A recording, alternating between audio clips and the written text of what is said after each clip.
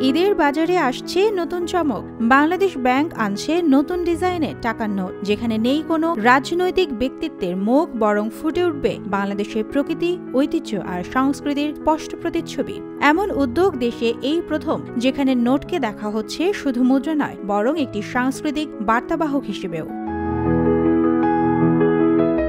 প্রথম ধাপে ২০, ৫০ এবং ১০০ টাকার নতুন নোট ছাড়ার পরিকল্পনা নেওয়া হয়েছে, যা ঈদুল আজহার আগেই জুনের ২ বা ৩ তারিখ নাগাদ বাজারে আসতে পারে। প্রতিটি নোটেই থাকবে দেশের পরিচিত নিদর্শন, যেমন ১০০ টাকার নোটে থাকবে রয়্যাল বেঙ্গল টাইগার ও হরিণ, ২০০ টাকার নোটে থাকছে ধর্মীয় সহাবস্থানের প্রতীকী চিহ্ন, যেখানে মসজিদ, মন্দির, গির্জা আর বৌদ্ধ বিহারের ছবি একসঙ্গে জায়গা করে নিচ্ছে।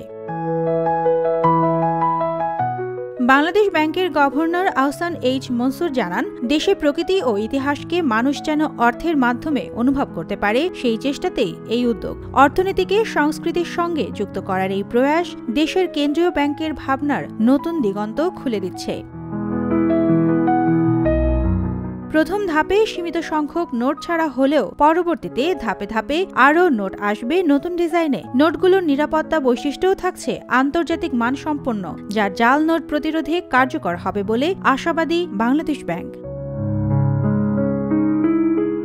নতুন নোটগুলোর মাধ্যমে বাংলাদেশের ইতিহাস, ঐতিহ্য ও সংস্কৃতিকে আরও ঘনিষ্ঠভাবে উপস্থাপন করার চেষ্টা করা হয়েছে। এই উদ্যোগকে ইতিবাচকভাবে দেখছেন অর্থনীতিবিদ ও সাধারণ মানুষ। সুবর্ণা মেহজাবিন, দেশকাল নিউজ।